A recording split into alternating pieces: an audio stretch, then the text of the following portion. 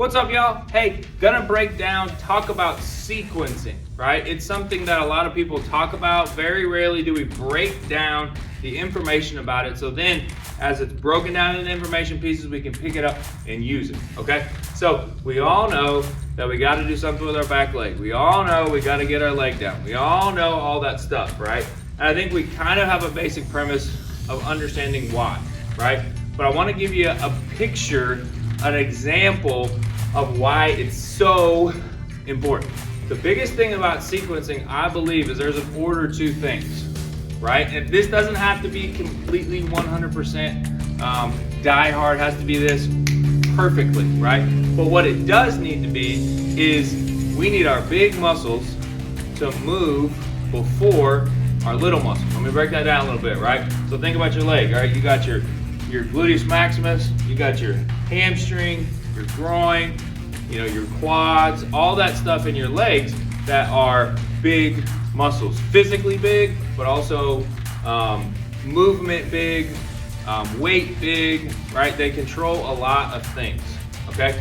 So we need to make sure, right, that those big muscles are working before, because then they will pull the small muscles, right? Smaller, physically smaller, strength smaller to the ball, okay? And so what's really important about that is like understanding that, right? Like, so our brain, the first thing that our brain wants to do when we see a ball, right, is get this down and go with our hands.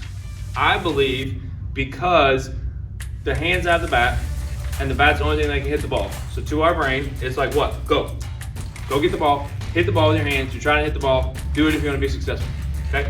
So we just have to counteract that a little bit, let that happen, but then if we need to go in order. The main reason we need to go in order is two reasons, I would say. We need to be in the ground so we can hold, not spin off, use ground force, use all of those big terms, right?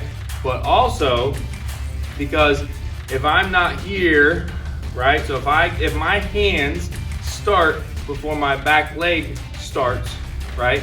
Then these are in front, and it's almost like we're swinging with this off the ground, okay? So let me give you a little bit of context, okay? So all baseball is, all hitting is an explosion. We are trying to win the explosion at contact, okay? And so there's force coming from the pitcher, right? That's a bunch of force, it's fast, it's spin, it's all that stuff, right? And then we are coming with our force, our power, our strength, and there's an explosion on the ball. Hopefully, right? But like what we're trying to do is win that explosion enough to get a hit, okay? So what we want all of our force to be funneled to the ball and not wasted or lost behind us, right? When our hands go before our lower half starts, our hand force, our built up strength, our torque, all that stuff is ahead of this being released. Okay, so what it looks like, right, if you break down the physics and the force being unleashed, right, is you got here, you got this force, and then this is coming, and this force is tailing behind. And sometimes when these are way early before this release won't even contribute to hitting the ball.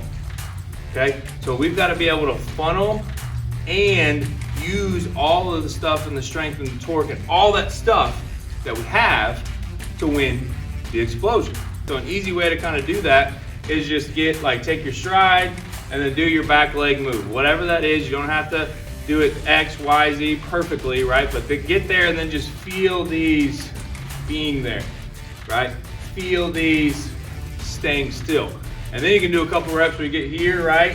And then you just like feel the bat, release, and just feel it release, right? Because what we want, again, force going into the stride, going to the ground, this being released there, and then the hands coming right behind it, and then there's boom, boom, boom. There's three things, right? Front leg, back leg, hands that are now contributing to the explosion happening, okay? And somewhat, if you're not super trained on how to look for that, one way you can look at it is at certain points in the swing, if the elbow is ahead of the knee early in the swing, the hands probably went first.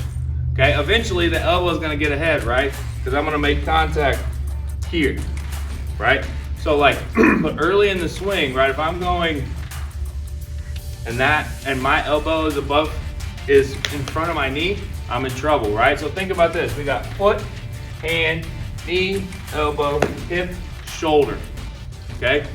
They're not the exact same, but they're similar. So this, right, and this are gonna have similar movements. Not the exact same, right? But similar.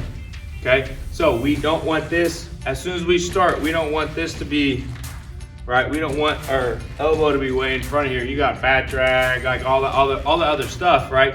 But essentially what it comes down to, in my opinion, is your hands are now on an island by themselves. What we want to do is we want to be let our body, our hips, our center bring the hands to the ball with all this open space, and then we finish and have a party out front. Okay? We want these to be as freed up as possible and these to be able to just operate, because then together on a team, because then we have so much margin for error.